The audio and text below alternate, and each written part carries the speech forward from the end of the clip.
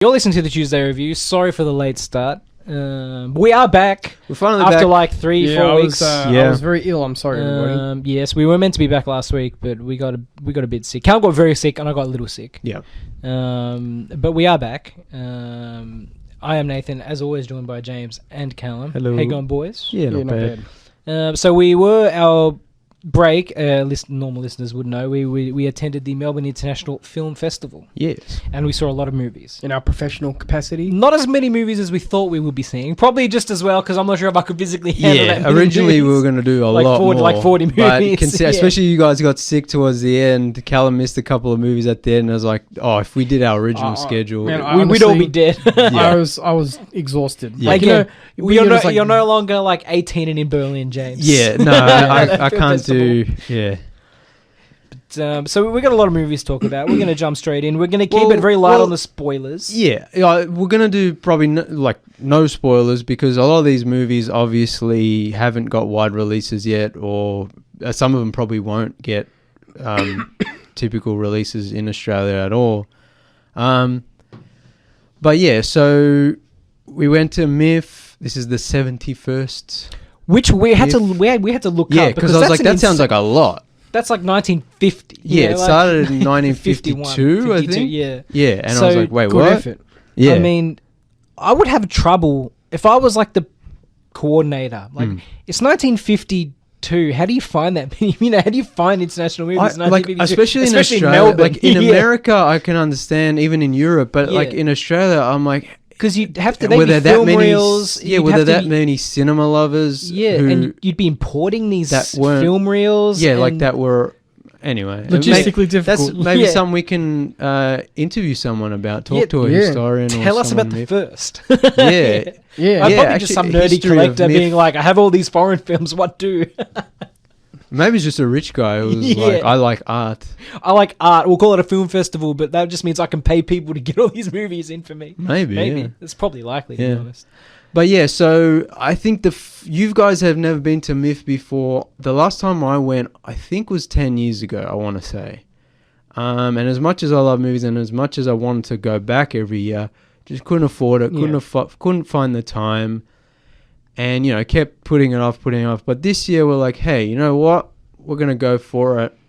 And in our capacity as the Tuesday Review, we're going to try to talk to as many people as we can, make some connections, record some interviews, see as many movies we can, review them, and get the word out about movies that maybe some people wouldn't usually, and even we wouldn't usually see or hear about. Like, I usually keep on top of these things, but sometimes I'll be like, I don't know what that is. We made a point to go into these movies knowing as little as possible. Yes. Yeah, most of these movies, I knew I knew about like 2 of these films, and that's the way I liked it. Just like I've always said, the best way to watch any movie is to go in completely blind. Especially like riskier when you're paying $20 a ticket. Yeah, when you're going to see this many movies, and a lot of them are unconventional, let's say. Yeah, it can be risky, but then unconventional is up our alley too. And then we also love it, and probably the weirdest movies were our favorite ones. But like, I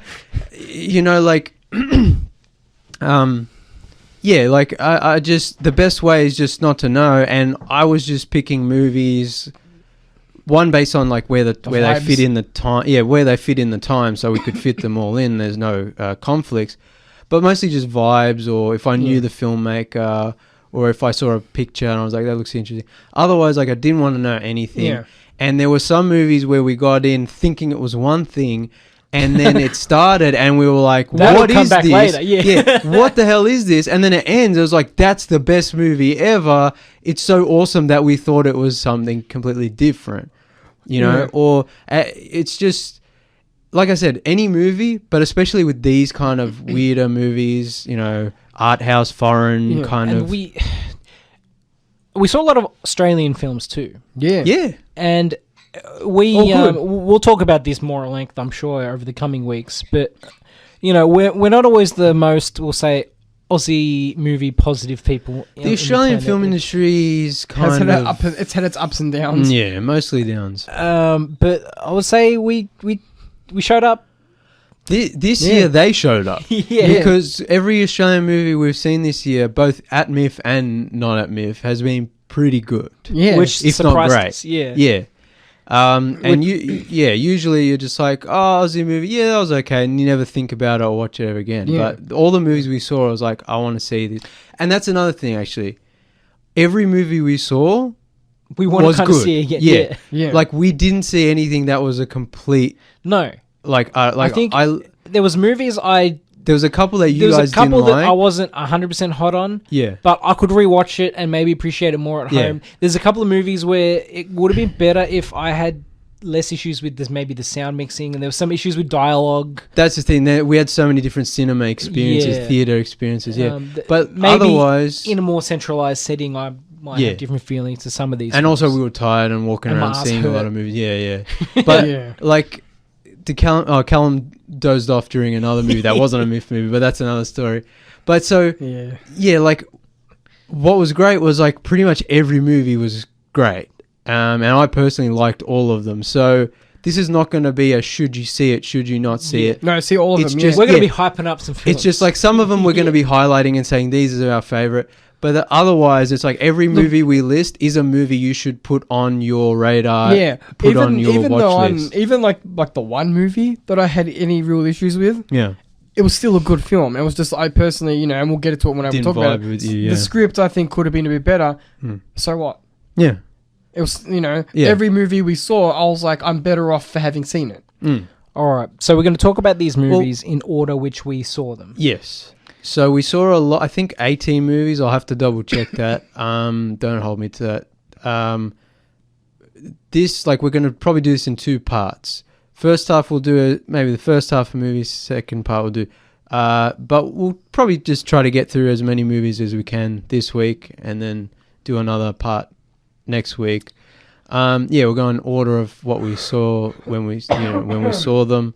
And yeah, we're not going to do any spoilers. Just talk about our experience watching them, what we liked about it, and any thoughts we have, feelings we have. So we're going to start with an Australian film. So this was our first The first ever movie we saw. night at MIFF.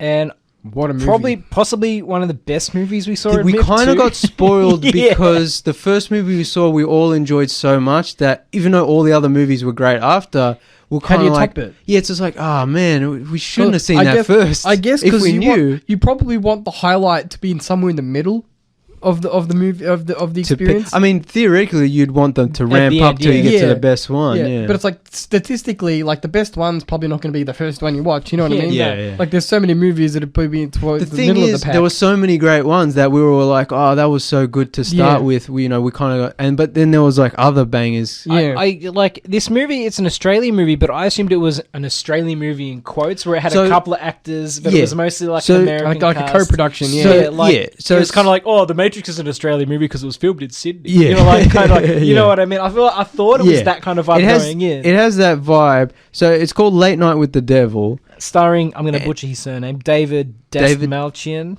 I say Desmalchian, but everyone I've heard says Desmalchian. So I have to ask him, David, please come on the DD. show. Double D. Double D. Yes. Yeah. So double D. But yeah, Late Night with the Devil. It's written and directed by two Australian guys, brothers. And you'll have to excuse us. Our internet's kind of spotty, and I can't remember everyone's name. Nathan, can you look? The directors were Cameron Cairns and Colin Cairns. Yeah. So it was written and directed by Australian guys. And most But of the the cast movie- was Australian too. But we didn't know that Yeah. because David Yeah. Desmalchian is American and he's the main Yeah. actor. And there was some And Pretty all the good, so yeah. it's set in America and it's like a 1970s Johnny Carson-esque talk show, like a Dick Cavett-esque Yeah. talk show. back when they really did live TV. Yeah. And so it's set in America and all the characters are American, but we didn't know that pretty much we knew it was shot in Australia, but Yeah. all US the actors except for David Desmalchian were Australian. So that was awesome. But yeah, like we all really enjoyed it. And it's set in that, like I said, the 70s talk show, but then there's like a supernatural turn to it, which we won't give And away. it's mostly practical. Yeah, it definitely has a classic 70s, 80s kind of horror movie. So we look, as horror fans and classic 70, 80 film fans, like already this was kind of up our alley. Yeah, Like, also it ticks all our boxes. Yeah, I'm a huge David Desmarchian fan, and also I love variety TV. Yeah, like those old custom talk shows. I love also, those, Yeah, we love the occult and weird supernatural horror stuff.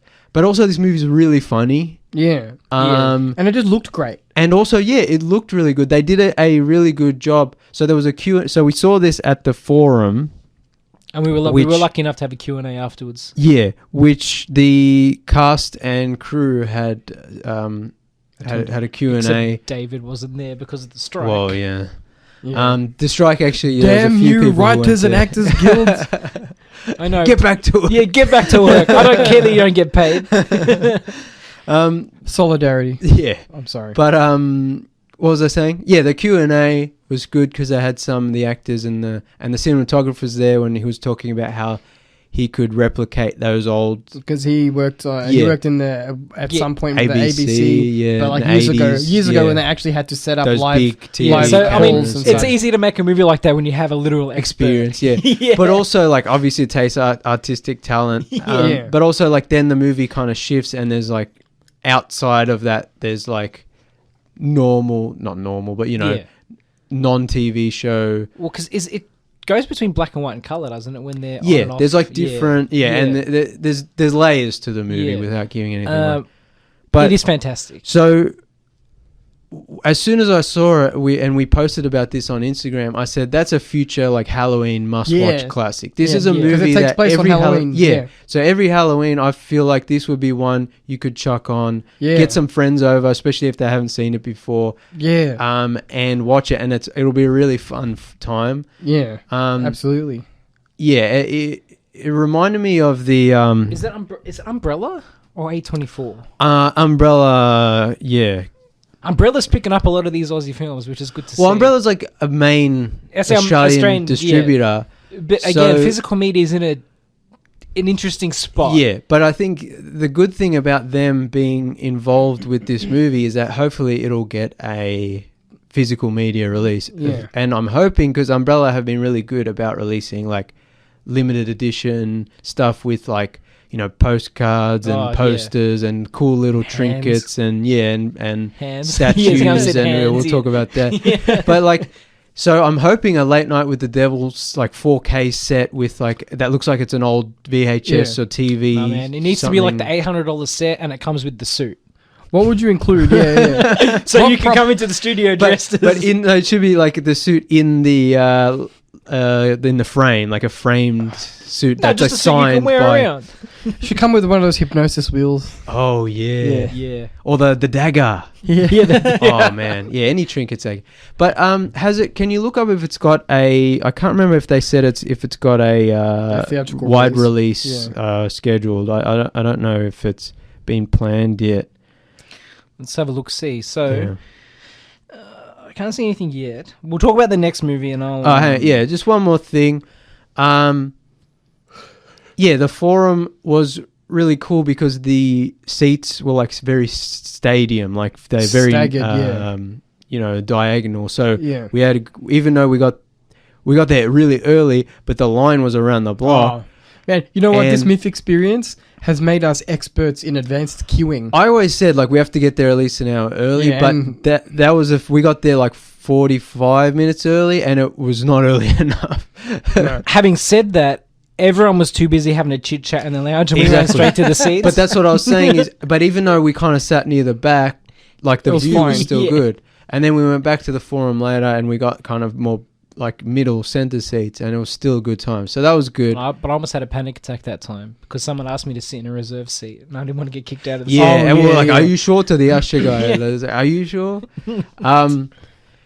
But I don't think there is a confirmed theatrical release date for it yet. Yeah. I think it's still just doing the... If you're a horror fan, especially like 70s, 80s, check it out. It's fantastic. And again, like future Halloween classic. Yeah, absolutely. There's a movie called the WNUF Halloween Special, I think it is.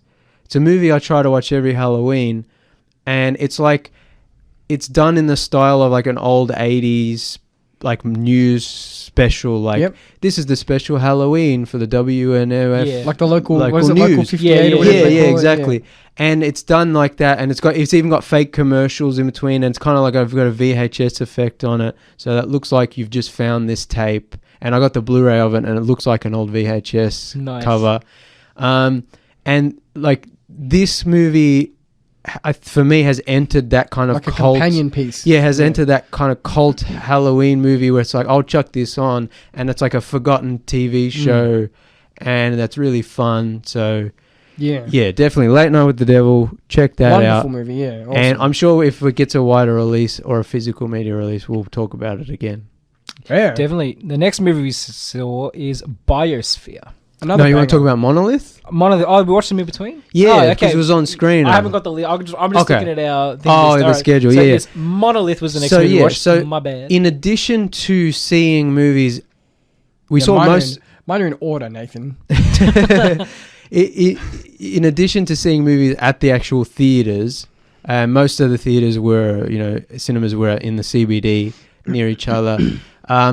We also watched MIFF Play, which was the streaming digital service that they provide after the festival. So you can, if you missed out on certain things or whatever, you can buy digital tickets to rent streaming. So we did that as well. And also we were lucky enough to get some screeners through our Tuesday Review media credential. And so we watched some movies that way, which is really cool because there were some movies we just couldn't fit into our schedule. Yeah. And we really wanted to see them. And it's easier to watch movies at home. Obviously. Exactly. We can fit it in anywhere around. Yeah. So that was really good. And the first one we watched was Monolith. Another Australian kind of horror, sci-fi supernatural thriller, mystery. Sci-fi, yeah. We were saying we enjoyed all the movies. This is probably on the lower end of what we enjoy. But still in saying that, it's still a movie. I was like, that's interesting. I might watch that again. Yeah. It feels like, to me, I remember thinking, we got a taste of something that I want to see. You get a taste of a larger expanded upon. Yeah, like I feel like I want to see another director's. I don't. I think the direction was fine. I want to see a different version of the screenplay.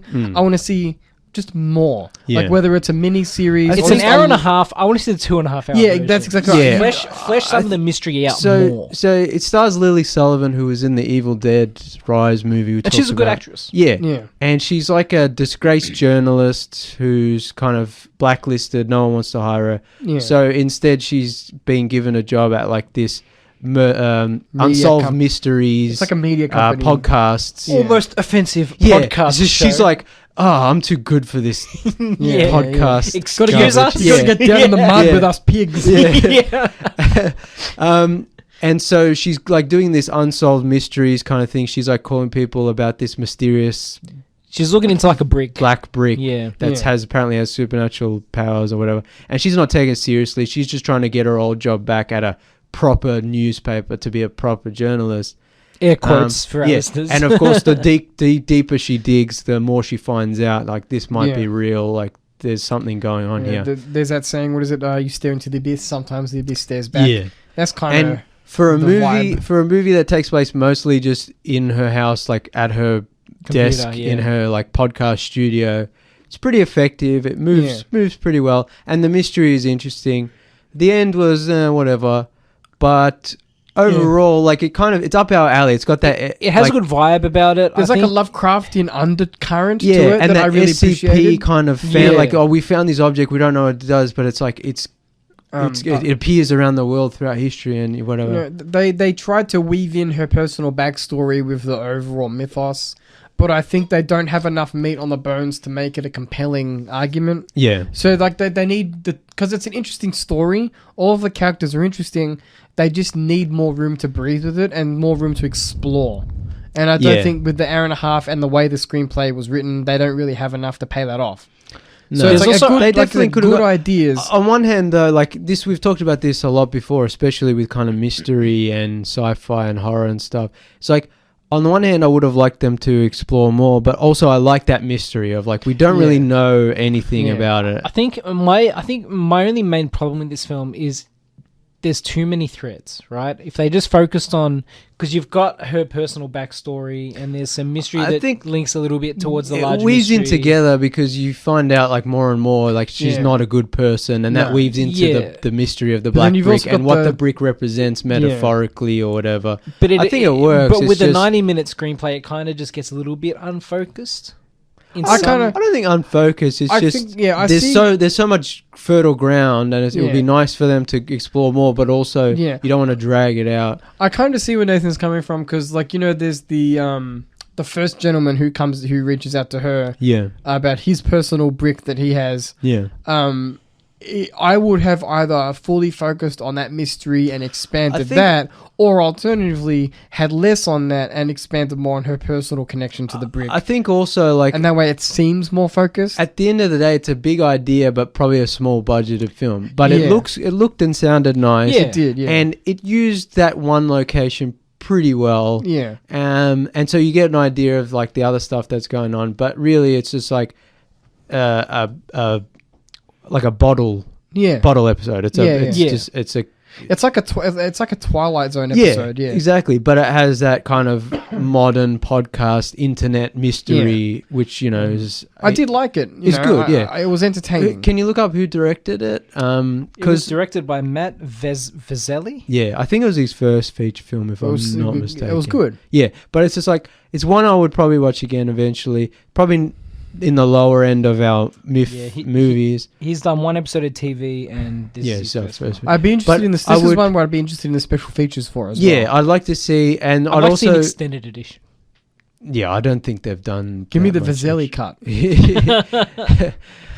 But Took 3 hours long. I think also like with these kind of movies as well is like I'd like to see what the director does next because he's shown talent. Yeah, Like, exactly. he's shown he Yeah. can Yeah. do something with something small, and Yeah.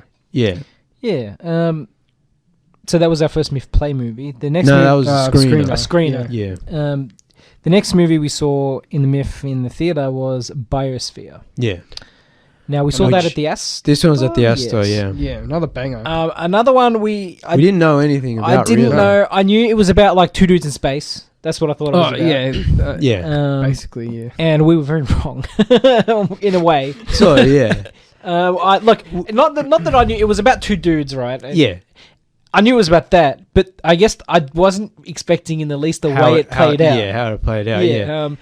I don't really know how much to talk about. We can't really talk. Let's talk just like anything about we it. went like this is one where I think we had heard at least murmurings about it before MIFF, and so Nathan kind of had heard about it. Our friend Alex had heard about it.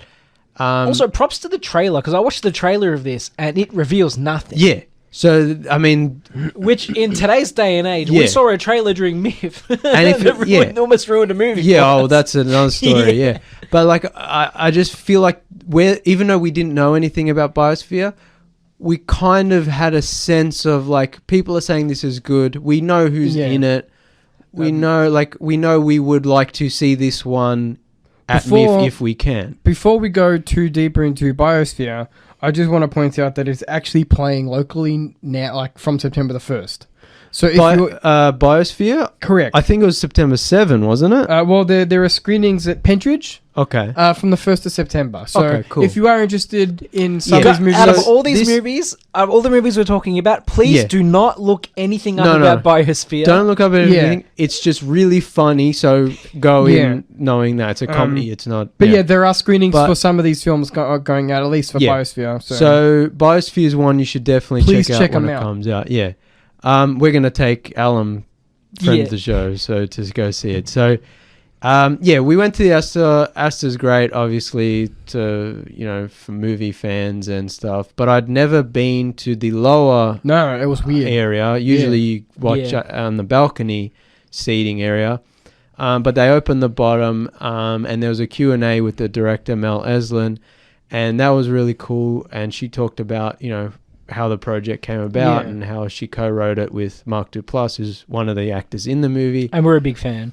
Yeah, and that was a really cool Q&A after the movie. And This- the movie yeah, we all really enjoyed, we- especially because we didn't expect it to go where it went. We're not courageous people, but this was a movie where we thought the time was right and we had enough bottle for us to go up to the director afterwards and be like, we love you. Yeah, after the Q&A, everyone left and we were just kind of sitting there in the theater and the director was still hanging around and we're just kind of like, well, should we just go up and ask her for...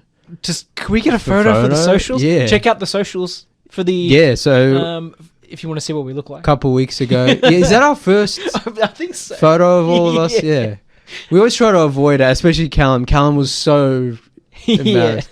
But we're hoping to do more like camera stuff and video stuff. A little bit more, yeah. Callum will probably be the cameraman most of the time. We'll see. But yeah, we took a photo with Mel. She was really nice. And you know, we had to tell her how much we enjoyed the film, and we promised that we wouldn't spoil it. We wouldn't spoil it, but we'd tell people to go see it. Yeah, and then we're going to take people to see it and make them experience it. We can't say too much about this film, but it was really great look at, like, you know, when human connections, especially, it's about masculinity, what it means to be male, toxic masculinity. How do two people connect when they're the only two people alive, apparently? Yeah. You know, what does it mean? What does it take to survive? Like Nathan thought it was in space. I can't reveal too much. No, I mean, it doesn't really matter at the end. Yeah. But it's like, how do you live in a desolate environment when it's just the two of you? I think the interesting thing about this movie for me is almost, as the director said in the Q&A, how do you make it look interesting when it's just That's in the one... thing. Look, like with Monolith, it's like, this is another very bottle episode. Budget. It's kind of like a funny Twilight Zone or, you know, old Star Trek episode or something where it's just like two actors... Yeah. In a dome. In the biosphere. Right? Like that's it. I mean, one of the things is Mark Duplass and Sterling K. Brown, the two actors in the movie, are fantastic. Great chemistry, and they really hold your attention and make you want to stick around for the whole... you forget the fact that it's one setting, because they also squeeze every dollar out of that production. Exactly. You know? Also, and this was Mel Eslin's first feature film. Yeah, but she's been in the industry for a long time, so she knows. Yeah. And but it's like the blocking and the like how dynamic the cinematography is. So even though you got a very small every room set with two actors, it's like you don't get bored, and it looks like a larger place than it is too, because every room has its own kind of identity. Yeah, like the bedrooms are different than the the set dressing. Everywhere has its own personality if you're on screen. Look, again, this is not a movie we can talk about in terms of really anything other than how much we enjoyed it, because we would spoil it. I just recommend go seeing it. This one does have a release date, like Callum said. We will be going 1st. again. We're going to go again. I recommend going. And we'll be taking our friends. And don't... see this movie with other people. Yeah. And don't look up too much about it. Don't just trust your boys. Yeah. It'll make you laugh. It'll make you feel... It's just awesome. Yeah, you will laugh. Just trust your boys in the studio and doing the Tuesday review. We whinge a lot about movies. Not for this one. Yeah, we had such a good run. We're like, oh, wow, movies are good. I remember what this feels like. Because there's no Hollywood involved. It's and weird. Then we went to see a non-MIFF movie at the normal Hoyts, and we were like, oh, movies. This is what happens when studios get involved. This is what happens when you make a mainstream movie. We all loved Biosphere, and we're going to see it again. Check it out. I'll buy it when it comes out. Oh, yeah. Oh, man. Man... It's funny because it's one our parents would like, as well as one the boys would like, for different reasons. One your girlfriend or your wife would enjoy. Like, because in the cinema there was like an older gentleman sitting next to me, and he was laughing his ass off, and there were a whole bunch of young ladies on the other side, and well, how did I do it? It's that old man laugh where he's just like. The granddad laugh. I approve of that. That witty jest. But then there was like a whole bunch of girls on this side. They were also laughing. Roaring, and then all us boys were laughing our asses off. So that was a really good one. Oh man. And then we topped that night off. Well, we had some burgers. Yeah. Shout out to, was it California Burger? Burger, on Chapel Street. Special shout out to California Burger, because they were some tasty burgers. I think they're new. I don't think they've been open long. There weren't that many places open. We're on the Windsor side. There's less places. There's no less places to eat down there. Moving on. I don't think we had anything on that the next day. But, the next movie we saw was How to Blow Up a Pipeline. Yeah. This was Which Again, did not, in fact, teach you the ins and outs of yeah, blowing it up a didn't pipeline. teach me how to be a terrorist. Yeah. It left some steps out that I might need in the future. Yeah, Yeah. there- But it there's wasn't only there's only enough they're allowed to show. wasn't a There's only so documentary. much they can show you without the I'm FBI. sure I could Google the rest. Without the Yeah. FBI rocking up and Yeah, shutting it wasn't them a down. documentary, is what I'm trying to No. say. Yeah. But it was based on a non-fiction book, which I thought was interesting. Weird. Yeah. So again, wasn't this an is- anarchist's cookbook. yeah, We saw this at the Comedy Theatre, which was that a good? I can't remember it. No, yeah, that was kind of not really set up for movies. I think the seats were a bit. this is one of the movies I had some issues with, but I think I missed some The dialogue, sound, yeah, and the you had sound problems was with the giving me sound. some issues. And also, we sat a bit too close. Like Yeah. we Yeah, got yeah. in early because we were lining up an hour early for every movie so we could get closer to first in line. And even then, we got in, and there's like the MIFF, deluxe members or whatever who get in first, and everyone obviously sits in the best seats. And so we kind of just had to sit in a weird place. Yeah, so I had some issues with this movie with that kind of the dialogue, and just some of the theaters aren't set up for films, like really, and they're kind of just They stuck were together. okay. Yeah, they were it was- okay. yeah, I think also because I didn't have a problem with it at all. But No, so this movie, a lot of the dialogue Yeah. is like mumblecore, like quiet kind of. There like, was because the one part that Nathan had trouble with, it was a bit muffled for me too, but I still picked it up. But I think maybe it was where we were situated. There was one specific scene where the sound was a bit funny. So I picked it up too, but it was okay. Yeah. I got it. Well, I like this movie more than Callum and Nathan did. I really enjoyed it. It's more conventional Yeah. in terms of its storytelling, but I appreciated the... I like the anarchy. Exactly. 100%. That's why when because I had heard about this movie or I'd seen a poster or something, and I was just like, I don't know, like I said, trying to go in blind, but I'm like, I want to see that because I'm all for whatever that means, how to blow up a pipeline. And The logo was sick. Yeah. The credits were sick. That was cool. Yeah, and not giving too much away, but it's about a bunch of young Americans, college students, and around that age, and maybe a bit older, like people who have been done dirty by Fed up by the system. Yeah, the gas and coal the and government's not mining gonna do industry anything and the about oil climate and change, the oil yeah. industry. And look, it specifically. is a potent issue because what do you do? Because the system isn't designed to curb capitalism at the end of the day, Yeah. which is what the movie's about. It's like the destruction of the earth, but it's an unfortunate fact, as far as I'm concerned, that the earth will eventually...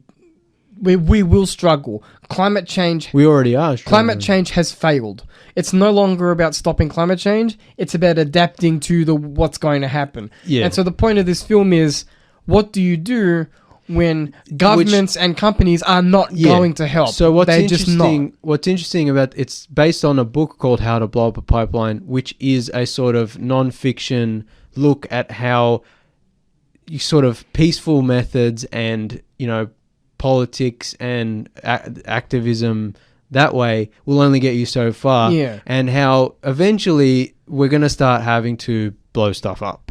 We're going to start having to... Property damage is the only way to... Again, truly, I think, it's a meditation on helplessness. and especially resonates with our Yeah. generation. And what's interesting is they took that idea and they turned it into a narrative fiction film about these young people who are sick of it and are just like, we're going to blow up a pipeline, stop the flow of oil in this Texas They did their part research. of Texas. Yeah. Yeah.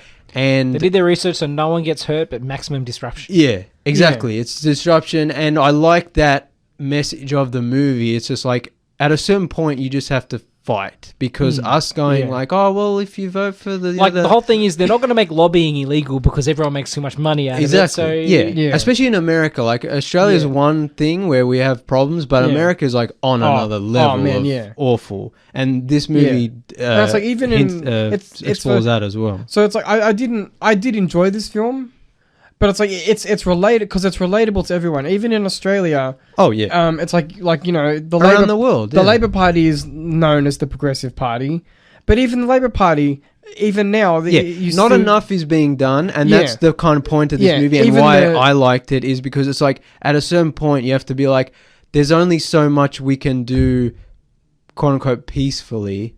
Yeah. Eventually, we're gonna have to start.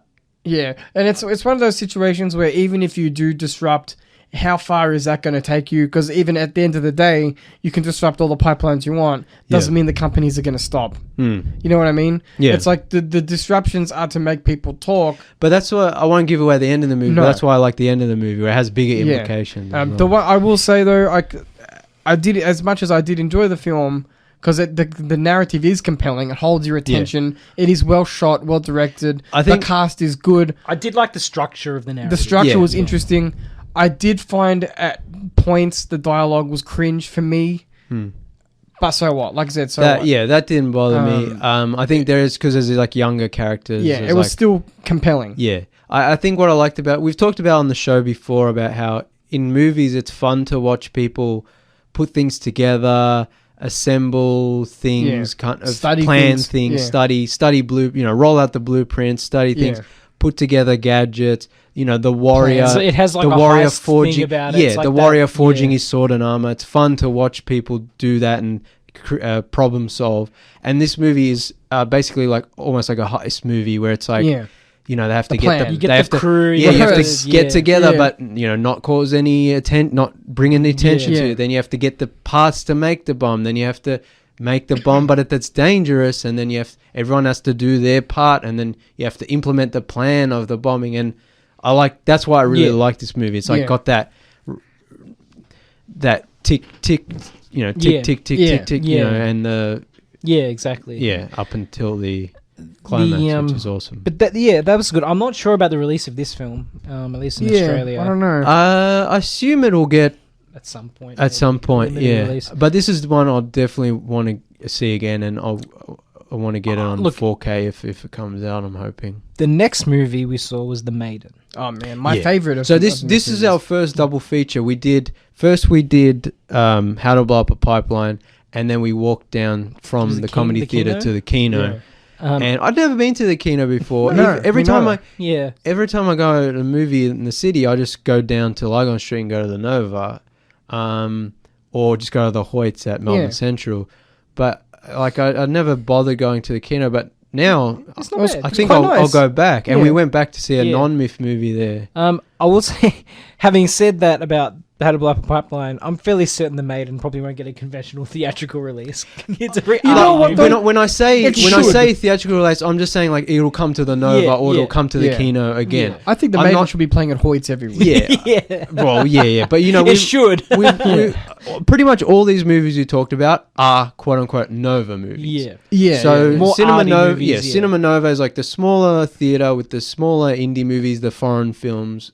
So when we've talked about it before, movies like these aren't going to go to our local Hoyts. They're not going to get massive ad campaigns on TV. They're not going to have posters up. But if you're a movie fan and you check out the Nova website every once in a while, you'll notice a lot of these movies popping up on their schedule. Yeah. So that's what I'm saying is it going to get a release? That's kind of what I'm saying. And I think The Maiden could come to... Well, it was my favourite of all the MIFF movies. And we saw, even after The Maiden, we'll get there, we saw some fantastic films, but The Maiden was just something special for me, at least. The Maiden... I wasn't expecting The Maiden. No, I had no idea about it. So again, we went in blind. Completely blind, yeah. The only thing I had seen was like one still image of like the main like character sitting like in the reeds, like in the weeds next to the train. That's it. Like I didn't know what the hell this movie was about. And that's the best way to see it. Like I said, any movie, but this one was such a surprise because it was unconventional and arty and weird, and that's stuff we love. But it's cool when you're watching a movie and you're like, what's this movie about? It keeps going and you're like, I still don't know what this is about, but I like what is it about? Doesn't matter. Yeah, it doesn't matter. I like this movie's very it's a vibe movie. It's such beautiful cinematography. The acting was solid. I really cared about the characters. And it's just about growing up in like a small Canadian town and being like a high school age. What's interesting is that it's a movie. Like, there's probably movies I could compare it to, but none are coming to mind right at the moment. But like, it's a movie where you care what's going on and the characters and stuff, but nothing really happens, and there's not a lot of dialogue and explaining. There's no exposition or whatever. Yeah. It's just like characters going about their lives, hanging out, like young teenagers hanging out, playing by the river, going to school.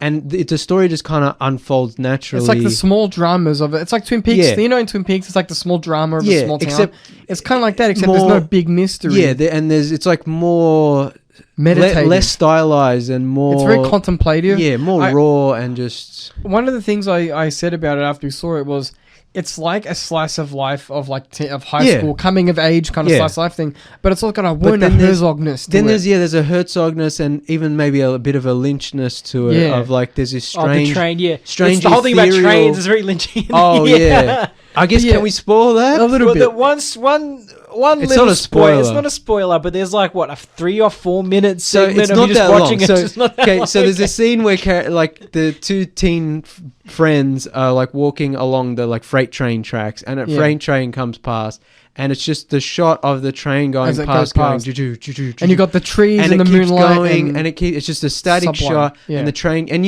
in real life those trains are super long and they just keep going.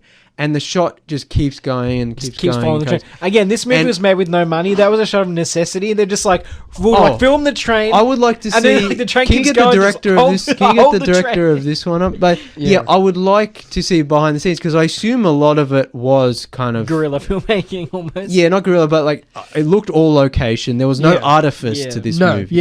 Graham Foy was the director. Like you said, raw. Yeah, even the actors, I assume, were first-time actors or non-actors. A lot of the people in the school scene seem to be actually students or real teachers. Yeah. A lot of the background characters just seem to be locals that they cast.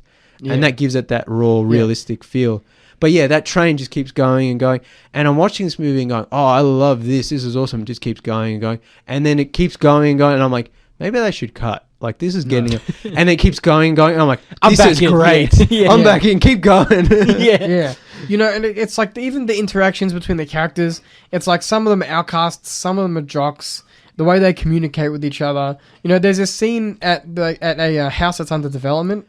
Yeah. And like it's very quiet and gentle. Yeah. And it's like this, the way the things they mutter to each other as they're going about their days. Yeah. I wonder how much of it was improvised. Yeah, I don't know, but like there was just such. There's stuff with a cat, and I'm like, did they just find that cat and then write it into the? Yeah, I don't know, but it just felt so genuine. You know what I mean? And I don't want to keep jerking this film off because it was my favorite of the MIFF movies, but it just felt so real to me in a way that Hollywood movies don't. No, like we talk sometimes about like Hemingway always said, write what's true, and like this embodies that. It's like obviously it's fake, it's a film.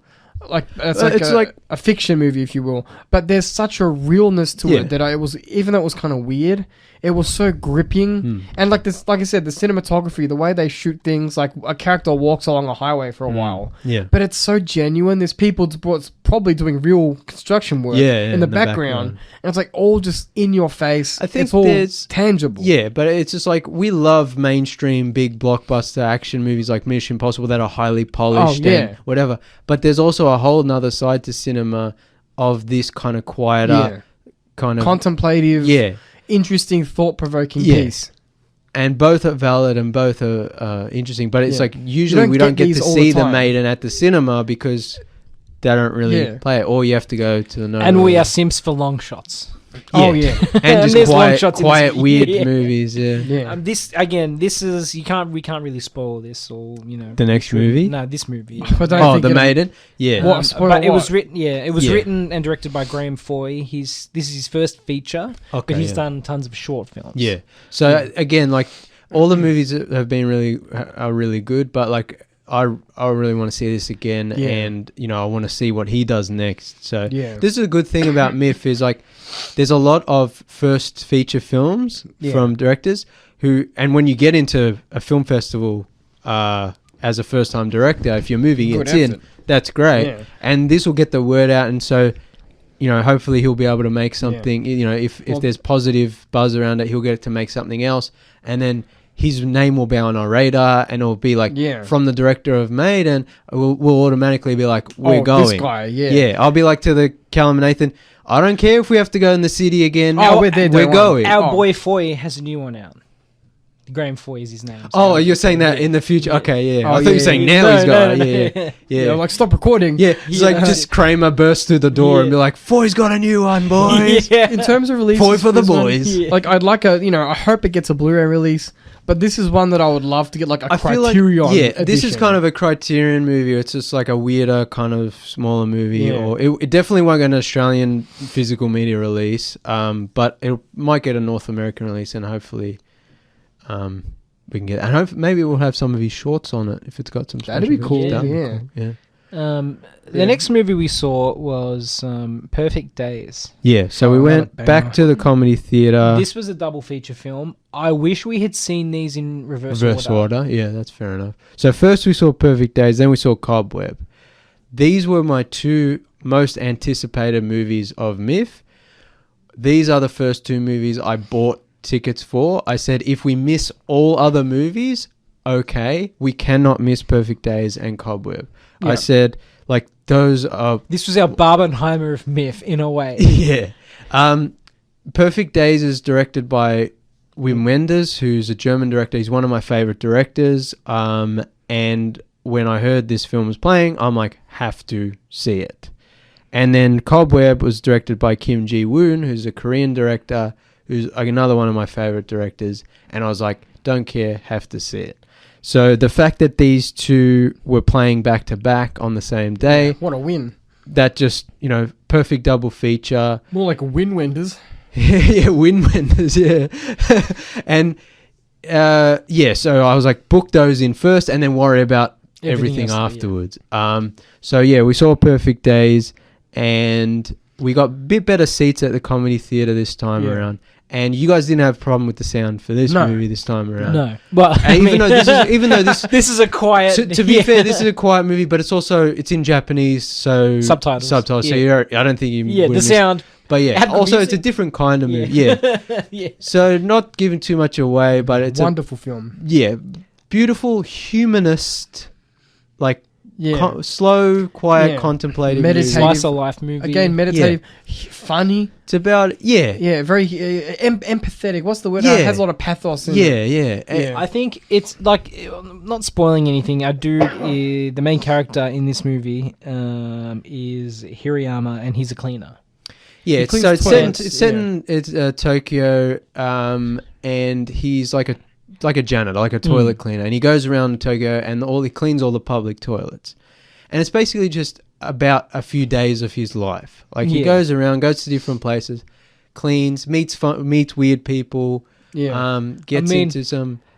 But it's public toilets meets weird people. That kind of makes sense. But he'll be eating lunch in the park, and someone will sit next to him, and it'll be like, it's just, there's no real story or real goal central drama. Yeah, it's just like there's no villain. This is this guy's life, and this is how he goes about it. Yeah.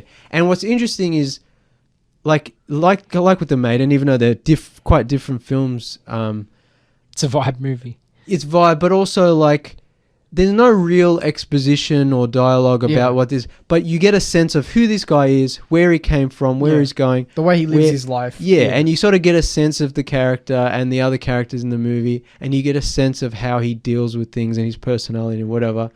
And he drives around in his van, like little cleaner's van, listening to like classic rock on cassettes, and like that's a big part of the movie. The soundtrack in this movie as well, and score. Yeah. It's nice. So, I mean, this one, if you've never heard of Wim Wenders before, I'd recommend checking out Wings of Desire and Paris, Texas, two of my favorite movies, two of the greatest movies. But Perfect Days, you can definitely just start with that and be like... It's accessible. Yeah, if you like this vibe, you're going to like his other movies. But I was just so excited for this just because I knew he was directing it. But I didn't know a lot about the movie. I knew it was Japan-centric. He's 78 years old and still putting out this is his first like narrative feature film in a while. Oh, there was one in like 2018 that I didn't see. No one saw it. Well, look, But he did a documentary about. He knows 10 where he years ago. left it. But yeah, he's still got it, baby. Oh, Yeah. it was awesome. Yeah. And we all loved it. And Such a fun movie. Yeah, the people we saw it with loved it. Again, and it's the same with the Maiden, right? It's about human connection. yeah, And it's just the way he communicates with people, the way people know each Yeah. other. It's like watching real life. You know what I mean? yeah, but it's just like it's still cinematic and Yeah, it's still yeah. it's still entertaining, even though it's a This is 2-hour more of film it has about more a of guy. a conventional story than the Maiden. Yeah, but but not it's like- not a but it's conventional in still- terms of like a normal narrative. Like we What have I- a goal. what I- like to- you said, what I like is that there's not a lot of exposition. Yeah. It's all he doesn't need to say. Look at the camera and be like, "This is my friend from the bar." And I also like how it feels. I would like to see know more about the behind the scenes, but it feels like they definitely went to places early in the morning and just shot on location. Yeah. And I don't know. Again, there's no artifice to it. It's all Yeah. real places in Tokyo. Our friend Ed, no who, CG. yeah, our friend Ed who saw it with us. He had been to Japan He's like, "I know that a few years toilet." ago. He's like, Yeah. I've been to that toilet. He's like, that was disgusting. He's like, in oh, real life." It's funny. that There's a- market where he eats every day. He's like, I've been there. Yeah. That's like a key part of the movie, and he's like, "I know Yeah. that place." I'm Yeah. like, "Really?" And he's like, "Yeah." Yeah. So it feels very authentic, and it's even though a lot of it's set around public toilets, I would say strangely, I'm like, this is a good tourism. Yeah. But not Yeah. in any cynical way of when you watch a Marvel movie and it's like, oh, this is just a tourist ad or a Chevy ad of when they're driving around or whatever. Yeah. It's more just they went there for real. They shot this movie low budget, probably Also, pretty quickly. I'm wondering how And- challenging of a shoot this would have been. You're a German director. I'm going to Japan. I know nothing about the language or the culture. And I want to make a movie in Japan. Yeah, I assume you'd have translators, and also I assume a lot of the actors Yeah. would speak English, but you'd have a But, Japanese AD it's who would, ballsy. You know? yeah. But also I think it's cool when that happens because you got this Yeah. mix of You know what? Art is universal, Nathan. That's yeah. go see Perfect Days. It's a good contemplative I think slice it's- of life film. Out of all the movies we saw, this is top 3 to 5 ish. Yeah. Yeah, definitely top 5. We I always say I don't like to number rank movies, so we don't really have a rank and all the movies were good, so I don't really feel like we should rank them. They all give But something this is different, yeah. definitely towards the top. But yeah. Perfect Days was perfect. Oh, it's a day one purchase. Perfect. Yeah. Yeah, it was a perfect day. This is like a Criterion movie. Yeah. If this Yeah. doesn't get a nice Arrow kind of Yeah. 4K or something. Again, the next movie we saw was Cobweb. Now, I wish I'd have seen these in reverse order because this is a very frenetic movie. This is a very different movie, yeah. Yeah, I would have liked. This is a much faster paced movie, Yeah. and I would have appreciated the faster pace before the slow. Yeah, and go up with contemplative. Cobweb and then Yeah, go you down go with up Perfect and then you Days. go You down. take But it we did the down, yeah. opposite. We went down and then we went up. Yeah. Which is a bit of a shock. It was Hold still on, good. what is it? You're getting complacent. Hold on to your seat, Dave. Yeah, Here that's comes it. Cobweb. Especially, if you're getting a bit tired and you're watching, and there's subtitled movies, and there's more. I guess there's more complexity to Cobweb in a way than You have to there is pay attention to the dialogue more. Yeah, there's so a lot more. I than thoroughly that. enjoyed Cobweb, but as a boy who was getting a little bit tired, Yeah. it's a little bit more of a struggle. Yeah, That doesn't detract from the movie. This was at the Comedy Theatre as well, Yeah. so we basically We left. we again. left and Yeah. then got straight back in line. So we were first in line for Cobweb, so we could get back in. Got pretty okay seats.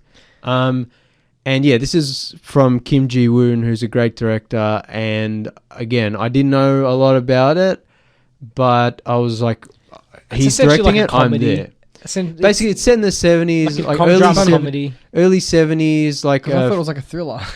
well, yeah, because I look up Cobweb, but there are and there's elements- another horror movie from the 'cause, same year. Yeah, there's an Australian and there's an American horror movie called Cobweb that's come out this year as well.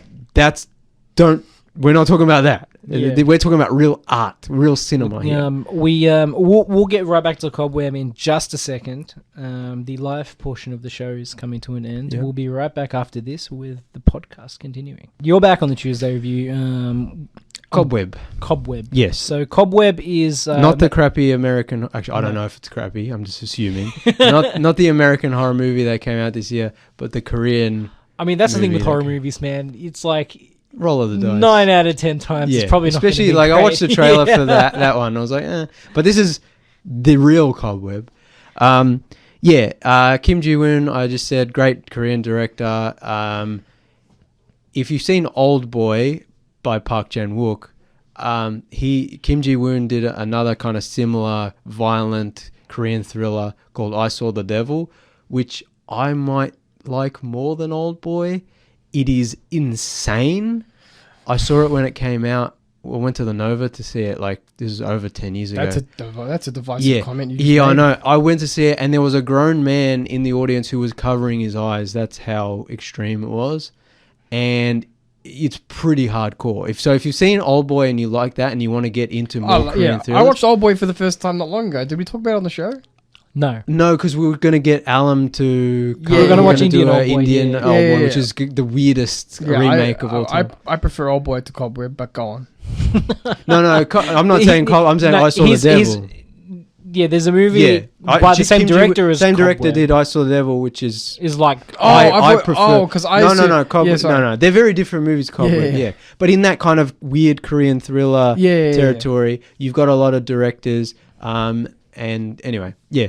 But so when I knew he was doing Cobweb, I was like, I'm there. I didn't really know what it's about, but went anyway. And it's about like in the early 70s, there's a Korean film director like making like a, it looks like a cheap romance, black and white romance movie. He's trying to recapture his film brilliance. Yeah. So he had a successful film, and now he's trying to recapture that. He's like washed up. Yeah, people are like he can't actually do anything good. Yeah. And he's just like, and he needs 2 days to reshoot like basically half of his movie. And so it's this really frenetic, frantic. There's a lot of complexity, a lot of layers to this film. And he's running around. He's trying to get the studio on board, and he's trying to get the actors on board, and it's just this. It basically takes place over like 1.5 days and nights of just running around the studio, like, quick, film this, quick. It's like he write it and give it to the actor, and the actor has to like learn it right there on set while he's it's like. And also there's the game of cat and mouse with the censors. Yeah. Also at the time in Korea, you've got the government censors, and like there's everything things, has to be approved. Certain things you can't say or show, and you can't be criticizing the government. There's kind of all that can't be too socialist, because then it's pro-communist as North Korea, and you don't want any of that. Things you can't show, etc. And so there's like, it's this cat and mouse running around. It's really crazy. It's got kind of similar energy to Uncut Gems in a way, maybe not as intense. It's Uncut Gems. Callum, you got I'm on Blu-rays. I'm watching Blu-rays at the moment. Buy it on Blu-ray. I bought it on 4K. You should get it. It's Uncut Gems meets Bowfinger. In a way, yeah. It also reminded me of a movie called, I think it was called Living in Oblivion. It's like a Steve Buscemi movie from the 90s, like an indie movie, where it's like about a team of people, cast and crew, making an indie movie. It's an indie movie about making an indie movie. Yeah. And it's just about how crazy movie making is, and how doing take after take, and someone screwing up, and why isn't this working? And it's a few minutes before everyone has to go home, and daylight's coming, and we have to and we got half the film, and it's like, and it's got that Cobwebs like that. It's just like there's so much to do, and it seems like impossible to get the film done. And it's also got shades of Ed Wood, and that kind of like guy who loves making movies but might not be so great at it, and other people kind of are aware of it, but he's not maybe aware. And it's got this kind of it's a movie within almost a movie. Like a Tommy Wiseau kind of The Room. Yeah, almost like it's like a movie within a movie. It's about making movies, and it's also about this artist who is trying to reconcile of like, do I have the talent to pull this off? Can I pull this off? Not just technically, but artistically. So yeah, I think it was really good, and I really liked it. It was good. It was awesome. Yeah. Yeah, and I'll definitely be. I'm gonna buy all these movies on physical media because I'm a physical media maniac. Yeah. But also, like, a lot of these movies are perfect movies to have. Oh, they were so good. We were very lucky this year. Yeah. We were very lucky that like all the movies we watched, apart from a movie we'll get to down the line, I thought were pretty awesome overall. Yeah. We had a good run. The next movie we saw was, the next MIFF film we saw was Scrapper, but we Yeah. also saw Asteroid City. No, we'll talk about that. We'll talk about that Yeah, another yeah. time. After we cover MIFF, we'll Yeah, talk about we'll all the then do- movies that have come out Yeah. that we've seen that we haven't Yeah. had time Yeah. to talk about. The next Talk MIFF to film Me is probably the most Yeah. important one of those. Yeah, the next MIFF film we saw was Scrapper, which the trailer got spoiled for us. It's funny. So, Yeah. so we said we deliberately didn't know anything going into these Yeah. movies. We're going in blind on purpose, trying to know the Yeah. least about. We might know very vague things. I knew very vaguely what Scrapper was Yeah. about, but otherwise didn't know anything. I will just say I was pissed. We went Yeah, to so it's funny, right? So we go to MIFF, and then you have the standard MIFF presentation before the movie no. starts. This was at Asteroid City. Yeah, no, I'm getting there. Oh, okay. So all these movies we're seeing the same opening. Yeah, MIFF has the pre-roll. It's like here's the Yeah. sponsors for the festival. Yeah, and so I'm there's like- no so traditional ads. We go to see Asteroid City, and I say, Yeah. "Oh, finally we get to see traditional movie trailers." Yeah. and then bam, And you had to open your big fat mouth Yeah, I did. because they start playing normal commercials and trailers.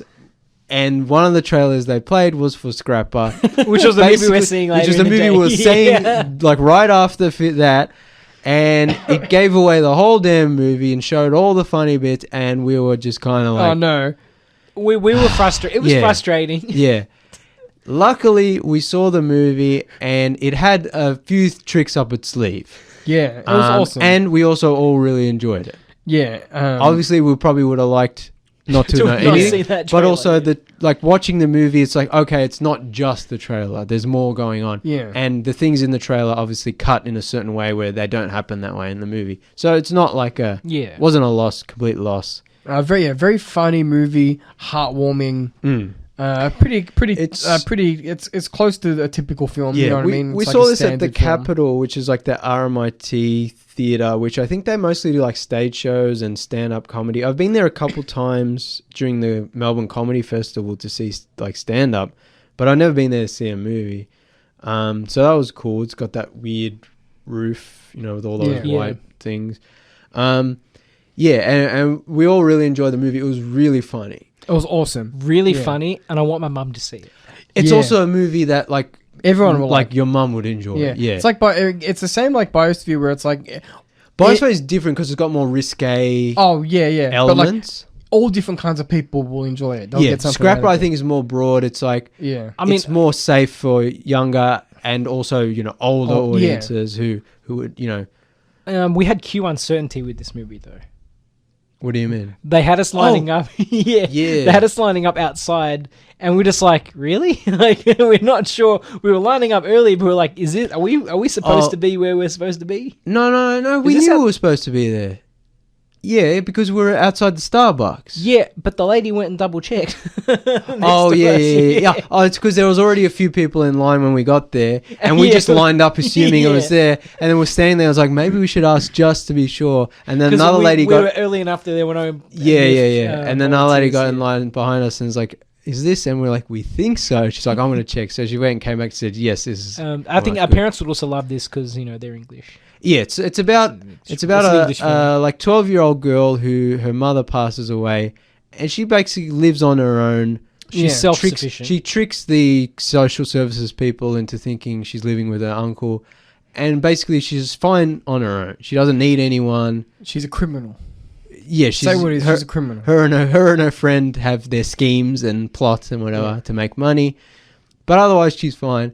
And then her dad, who's like a young kind of dropkick who left before she was born, he comes back and's like, "I'm going to take care of you." And she's like, "I don't know who you are. Get the hell out of here. I can take care of myself." Yeah. And it's that kind of butting of heads, The odd And- couple. yeah, kind of and trying to relationship building reconnect. comedy. but it's got a quirkier sense of humor than the trailer gives. The trailer Yeah. is just your standard indie kind of comedy. Yeah. Whereas the movie itself is more quirky, more weird, more. And there is a moment which we won't give away, but is at the train station Oh, fantastic. when they're Yeah. kind of playing. Him and the daughter are playing a game, and he's so freaking funny. Yeah. Yeah, so good. Classic. Also, who's the guy who plays the dad? Harris Dickinson, is that his name? I shall look at Harrison Dickinson. What's his name? something like that. Just the heartwarming. Again, pretty Harris standard film. Dickinson. Harris Dickinson. He's really but- good. He's been in a lot of Yeah. good stuff. He was in Triangle of Sadness. He's like killing it lately. Like he's Yeah. gonna have a huge career. He already is who directed it?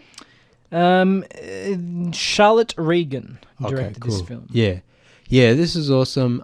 Wasn't perfect. I would have done maybe a few, like, beefed up a few of the character moments or whatever.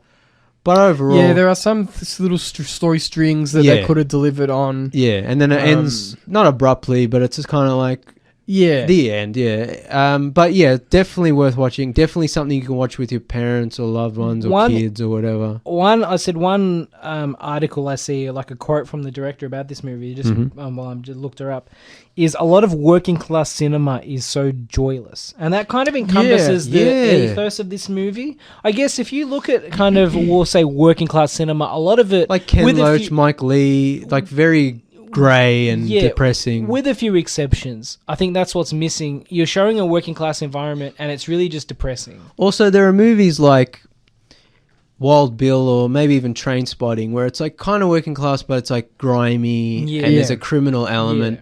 This is more light. I mean, this almost has more in common with it's something... like Trainspotting for families. Yeah, in a way. It's like a family. For me, this has more in common with something like Billy Elliot. I don't know if you've seen... Even less... It's less dark because Billy Elliot's even more kind of raw and But it has those same kinds I understand what you're saying. Broad enough, I guess. It has a bit of humour in it. Yeah. But yeah, the movie, it's a masterclass in, I guess... Who's the little girl? She was really good. This is like her first movie, I think. Yeah. Lola Campbell, is that her name? Yes, Lola Campbell. Yeah, I think this is her first movie. She was really good. Really Very funny. solid performance. Very funny. Yeah. Yes. Go see Scrapper. It's a great time. Yeah. Very fun film. That definitely will have a release because we saw the friggin' trailer for it. In the kino, so actually look up the release date. We can see. Let's have a look. So Scrapper theatrical release should be coming out soon. Yeah. Well, they're showing it. They're showing trailers. I would hope so. Yeah. We said Biosphere is playing. It is from September the 1st at Pentridge. If you're interested, go watch it. I don't know. They only had one session, so 14th of September in Australia. Okay, not long. So a couple weeks. Yeah. Hopefully it'll get like a Hoyts release. It deserves one. I'm not sure if it will, but yeah, it's definitely a more mainstream movie that more people can enjoy. But yeah, it's definitely worth watching. So go see Scrapper. 14th of September is a very good time. Yeah. The next movie we see, and maybe I don't know how far we want to go tonight because we're almost halfway through. Well, we'll do one more. Maybe two more, so we don't have to rush as much next week. Yeah, that's fine. Sounds good. So the next movie we saw was at the Australian Centre for the Moving Images. This was one of my most hyped. This is one of the ones I was really excited for. Also, one of the times where... Also, is this is the first time you guys have been to any of these theatres, right? Yeah, basically, yeah. I've been to Melbourne Central Hoyt. Yeah, I've been there before, yeah. And the Astor, yeah. I hadn't been to Acme, I had been once, but it was a while ago. Everything about Acme gives me anxiety. I've been a couple times. Oh, man. That's because the line... Yeah, okay. So to preface this, the Acme building was also the centre for essentially MIFF, right? So they had the Campari lounge there, which was... I don't think it was a centre for MIFF, but that's where they had the Campari. Yeah. Campari was sponsoring the festival. That was like the hub. They had the Campari lounge, which was like, all red and all. Yeah. They had a bar there, and there was way too much noise. But also at the same time, we had a global premiere of another film going on. That was only the specific time we were there. I'm sure. If we went to another thing, it was just we were there. Year. We were at the eye of the storm. Yeah, we had an uncomfortable time. I personally felt very out of place. But look, again, we're not live on the radio, so I can repeat what I said at the time. The amount of coke in that building was probably astronomical. When you get a lot of actors and I'm a paranoid guy, but I'm convinced one of the actors shot me a dirty look because I'm like they're all in their suits and shit. And then I'm standing. We were part of the furniture.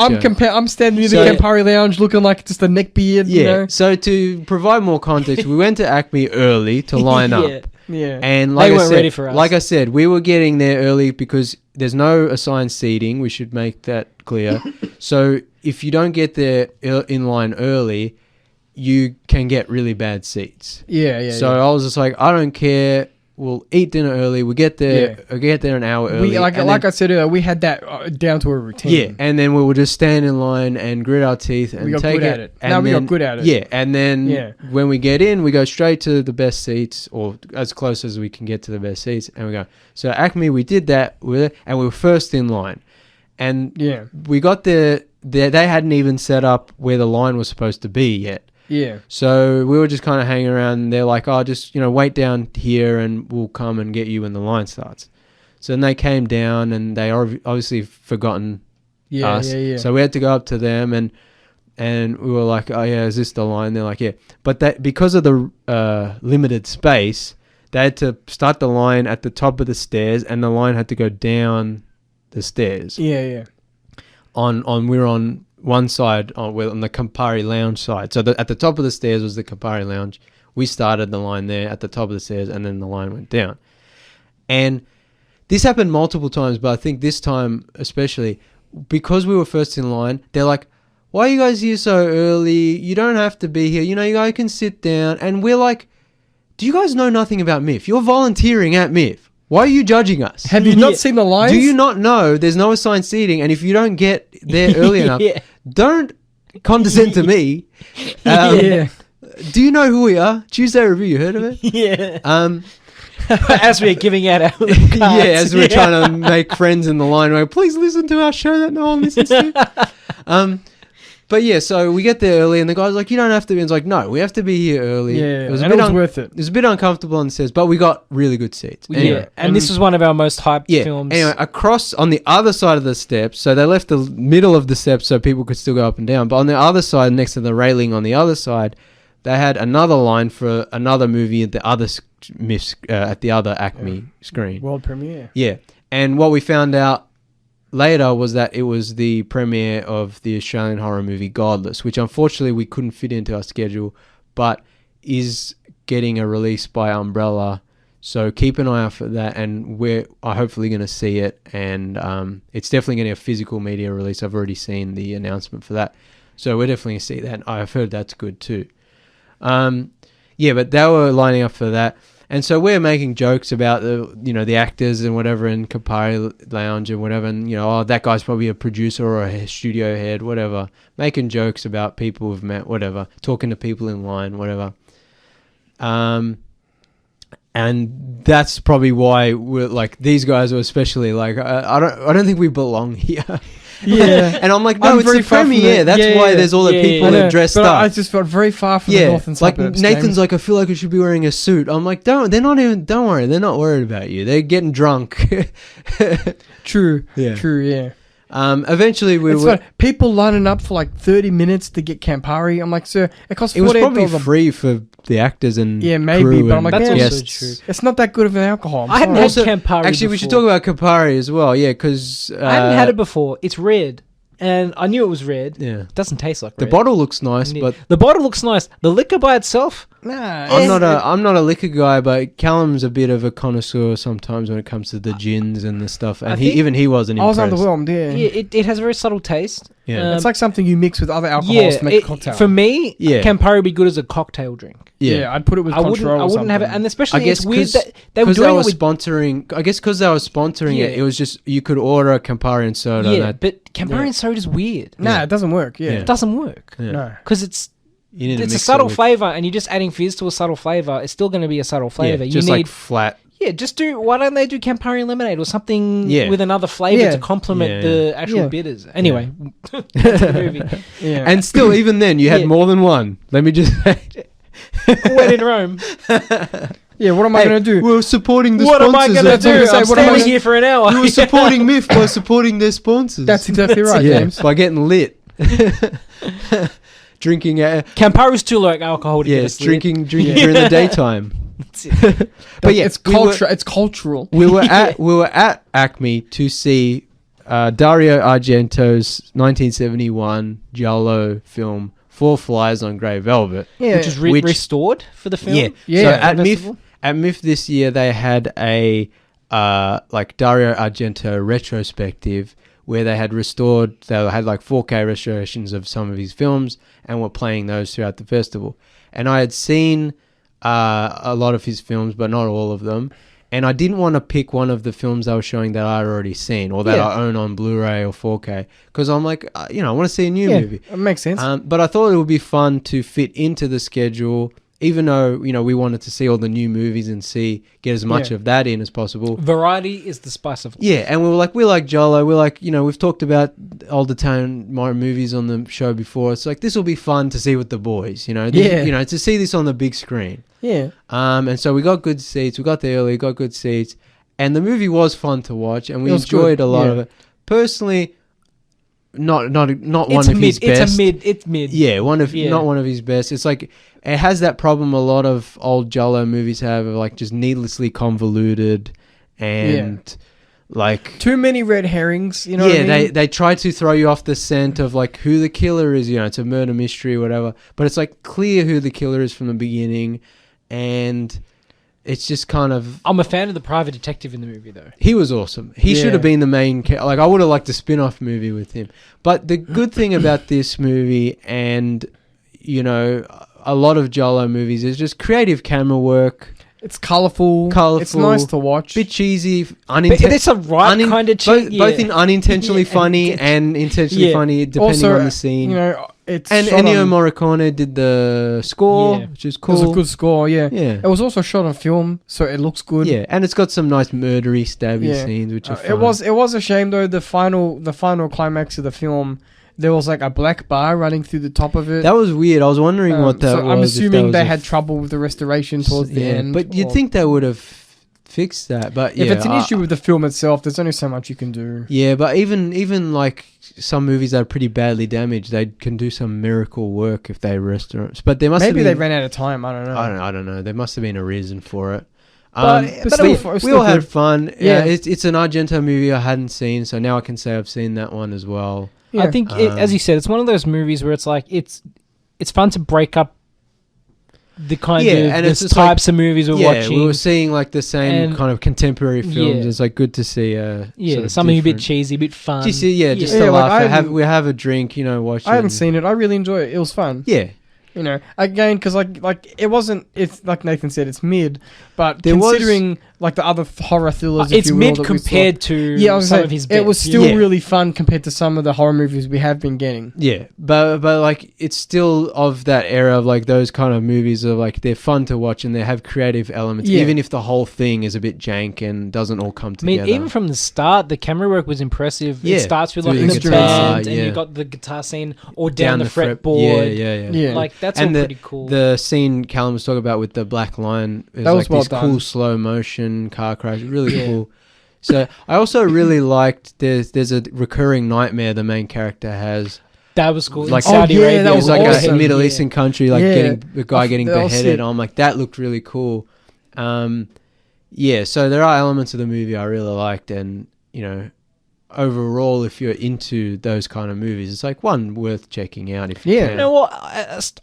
Halloween month is coming up. What do we say when we're waiting on the stairs? It's like we're Argent-hos.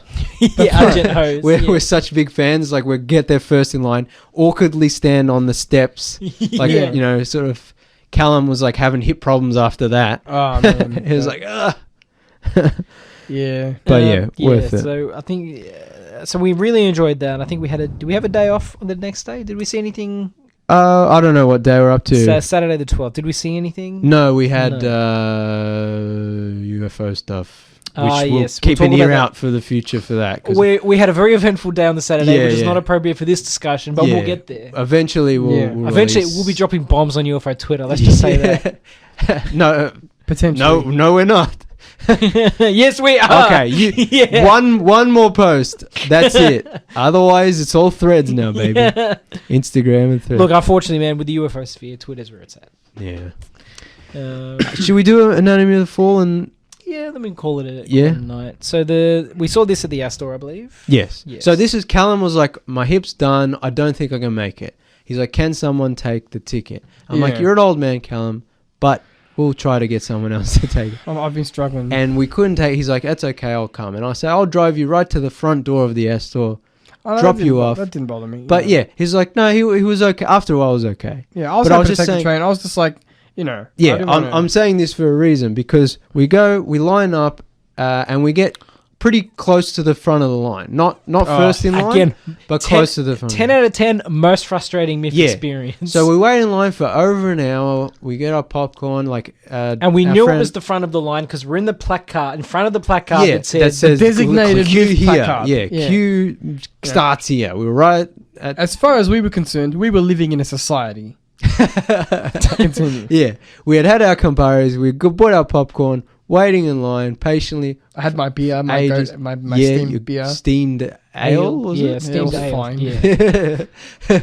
We were waiting, patiently waiting. Okay, finally, they're like, okay, everyone, you can go upstairs to the balcony and get your seats. So we start walking up, and we realize there's a second line already upstairs. No. An unsanctioned line. Unsanctioned line. Assumedly of people who saw the movie before and were let out and were just loitering at near this. And so we had to get in line. And so now we were not close to the first in line, but like a third halfway in line. And we were just like, does the queue mean nothing? Yeah.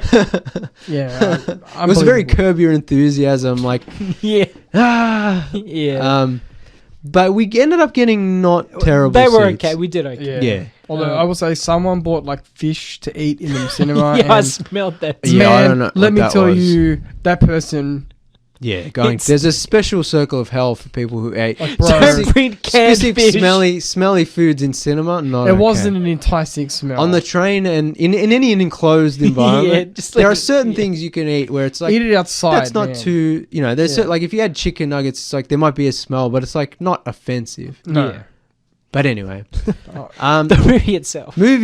Anatomy of a Fall. Yeah, It was awesome. one of the best movies we saw In the top Yeah. 5. So we didn't know anything about this movie either. I knew it was courtroom drama. That's it. Yeah. I knew it was like French courtroom. Yeah, I had heard that it was good and that it had won the Palme d'Or at Cannes. Yeah, I well think. deservedly. Yeah, and so we knew there was positive buzz around it, but we didn't really know what it was about. Who was whatever. And it's like 2.5 hours long, and the seats at the Astor are not particularly comfortable. So you're worried about your bum hurting. Yeah. You're worried about having to get up. Like the whole thing is my nightmare is getting up and having to go to the toilet or something in the middle of a especially movie. with your pee bladder, your pea-sized bladder. Mine's not that bad. Okay. But Callum did very well. He didn't get up once, I don't think. Yeah. No, but it's just like, it's something you're aware of. And especially because the movie's like 2.5 hours the reason long. I mentioned Callum was like, oh, maybe I won't make it, is because the movie ends and we were like, banger. Yeah. Callum was like, Fantastic. I'm so glad I came to see this. Yeah, it was so good. Yeah, like top 3, again, we don't really rank these, but top 3 to 5 of MIFF, I think so. All the accolades it was getting are deserved. Yeah, fantastic score. Who directed it? Can you check? I will have a look. The acting was great. Yeah. The screenplay was tight. Oh yeah, so it's so layered. It's one of those movies where The cinematography was fantastic. yeah. So without giving too much away, it's about a woman whose husband dies, and she's a suspect, and then it becomes a court. The first half is like a bit of a murder mystery, and then it becomes a courtroom drama where she has to defend herself and her lawyer and whatever. Yeah. And that's the simplest explanation. Oh, she has a blind son who, quote unquote, witnessed the murder Through his ears. but only through touch and hearing and stuff. So that's all adds another element. Yeah. The director is and co-writer is Justine Triet, also co-written by Arthur Harari. Okay, yeah. So this that's the basic premise of it, but the way the movie is.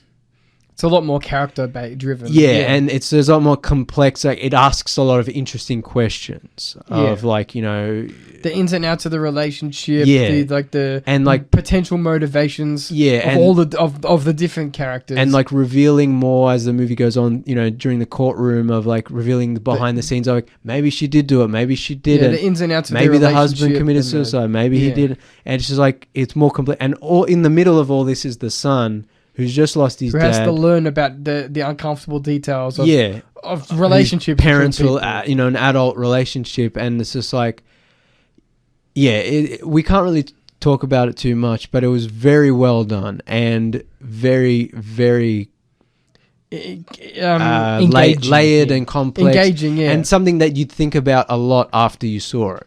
It's not just the end. Oh, that was good. It's like but what did she mean when she said that? Oh, that could mean, and it's very interesting to think about. It asks a lot of It's a interesting criterion questions. level purchase. It obviously has a proper end and all that, but it also leaves you with questions. It's like, I wonder, did this really happen? How did this person really feel about this? It's something that stays with you. Like most of these movies stay with you that we're talking about today. What's also interesting is that even though it's a French production, the main character is German. Yeah. And so she has a bit of trouble with French, and so sometimes they switch to English, and then she sometimes has to speak French. And so there's like this multitude of languages, which makes it more complex as well, which is interesting. And it's about, her being homesick, and that adds to the layers of the complex nature of the relationship with her husband, who's French, and they where they live is like a mountainous area, which is probably, further away from isolating. And then you get to the courtroom scenes, which I don't know how accurate it is to the real French court system, but I liked how different it is. How different it is to the typical American courtroom you see in courtroom drama movies. It's not just this person gets to go and then that person is I object, and then it's like this weird conversation of like someone's preventing evidence, and then the defense counsel is like, well, but what about this? And then the judge is like, hey, but how about this? And then the persecution is like, but what about this? And there's just like this interesting, but without ever getting messy and yelling. And it's just like everyone's just kind of, and then one person's just like, oh, I forgot something. Can I please? And they're like, and it's just like, this is weird compared to what we usually see in courtroom dramas. Yeah, and it has more of a character to it for the film. And I don't know how accurate it is, but it makes it more interesting and compelling to watch. I think it's fairly accurate because I know the French justice system is a lot different than. And it's also interesting because we don't get to see it a lot, but also just the costumes of like the robes that the French lawyers wear, prosecution wear. And like that stuff's really cool, and the movie looks really nice. And the actor who plays the kid, the son, he's really good. He was very, very good actor. And he has a dog in the movie, and 10 out of 10 best doggo. Very good dog acting. Yeah. So like just everything in this movie, flawless. Yeah. It is almost a perfect film. A legal thriller classic, Yeah, it's one of those movies where when everyone says this is amazing, because it deserves the hype. Yeah. Should we end up? I reckon that's about all the time we've got for tonight. Our special on MIFF will continue next week. Yeah, so we've still got some good ones to get through. Yeah, a lot of good stuff. I just counted, and we saw 19 movies altogether. So we're only about halfway through. We'll come back next week and we'll do a similar episode where we go through the second half of films, and talk about all those and our other experiences that we had. Thanks for listening, everyone. Thanks for coming back and listening. Thanks for being patient while we were away, and I hope there are some new listeners who have caught on. People we awkwardly forced our shout out to you. Shout us out if you awkwardly took a QR code and actually are listening. Shout out to you. This episode is not sponsored by Campari. No. But I also will say thank you. No, because we're giving it some shade. I would hope not. Yeah, thank you to all the MIFF people who organised it, all the volunteers who worked, and especially to the people who helped us with our media credentials and getting us access to screeners and stuff like that. So I'm sure it's thankless work volunteering. Oh yeah. Well, our friend Alex, he volunteers at MIFF. Maybe we can talk to him on air one time and get his experience. But yeah, it's all free, and it's a not-for-profit, non-profit, whatever the correct term is. MIFF is, so you can donate to them as well if you want. But yeah, I'm just happy that, after all these years of being a massive movie lover and seeing as many movies as I can, and haven't been able to go to MIFF, like I'm just like, okay, from now on I think we should make this a thing. And especially if we can do more stuff with it on the show, and hopefully we're going to have a YouTube channel and a video element to this soon. Hopefully we can do more festivals, and for me, Nathan, it was our first film festival experience, And what a good one. You know what I mean? Yeah. Like I said, like we were very lucky that all the movies... trains were running on time for the most part. For the most part. Yeah, we didn't get stuck anywhere. No, and you know, there were no... The weather wasn't too There were no awful. strange men trying to interfere with us at any point, really. Molest us on the train. No, I mean, we were the strange men, but, you know... Yeah. We have a podcast. You wanna listen to our podcast? I'm sorry, all the people on the trains that we harassed with their QR codes.